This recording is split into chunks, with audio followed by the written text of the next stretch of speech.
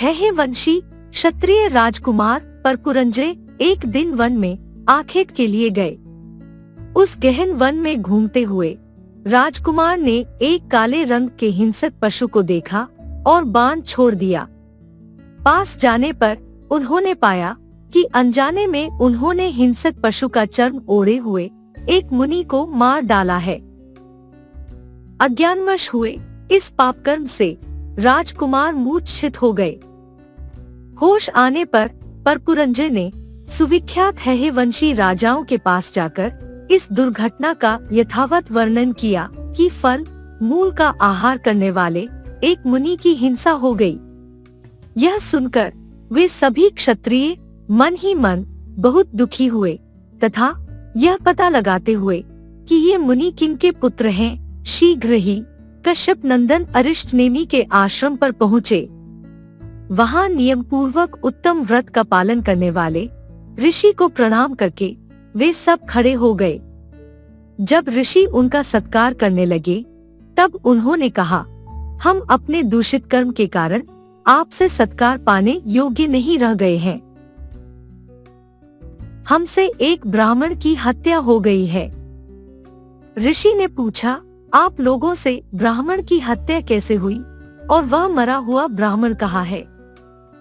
तब क्षत्रियों ने मुनि के वध का सारा समाचार उनसे सच सच कह दिया और ऋषि को साथ लेकर सभी उस स्थान पर आए जहां मुनि की हत्या हुई थी।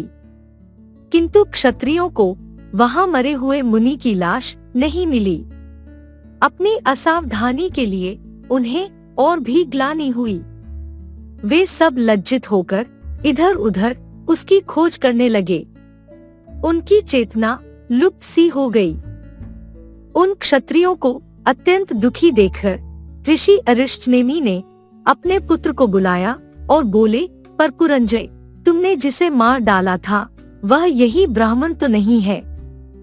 मुनि को जीवित हुआ देख क्षत्रिय बड़े विस्मित हुए और कहने लगे, यह तो बड़े आश्चर्य की बात है। ये मरे हुए मुनि यहाँ कैसे लाए गए और किस प्रकार इन्हें जीवन मिला? क्या यह तपस्या की ही शक्ति है जिससे ये फिर जीवित हो गए?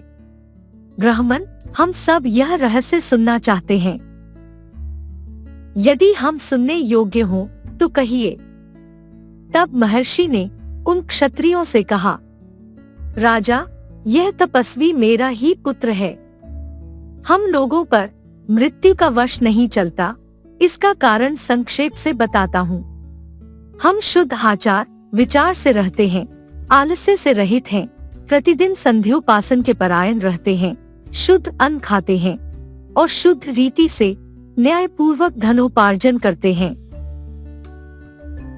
हम लोग सदा ब्रह्मचर्य व्रत के पालन में लगे रहते हैं तथा केवल सत्य को ही जानते हैं, कभी झूठ में मन नहीं लगाते और सदा अपने धर्म का पालन करते हैं। इसलिए मृत्यु से हमें कोई भय नहीं है। हम विद्वानों तथा ब्राह्मणों के गुण ही प्रकट करते हैं, उनके अवगुण पर दृष्टि नहीं डालते। हम अतिथियों को अन्न और जल से तृप्त करते हैं। हमारे ऊपर जिनके भरण पोषण का भार है उन्हें हम पूरा भोजन देते हैं और उन्हें भोजन कराने से बचा हुआ अन्न हम खाते हैं। हम सदा शम, दम, क्षमा, तीर्थ सेवन और दान में तत्पर रहने वाले हैं एवं पवित्र देश में निवास करते हैं। हम सदा तेजस्वी सत्पुरुषों का ही संग करते हैं, इसलिए हमें मृत्यु से भय नहीं होता। ईर्ष्यारहित राजा, अब तुम सब लोग यहाँ से जाओ, तुम्हें ब्रह्महत्या के पाप से भय नहीं रहा। यह सुनकर उन वंशी क्षत्रियों ने महामुनि अरिष्टनेमि का सम्मानव पूजन किया।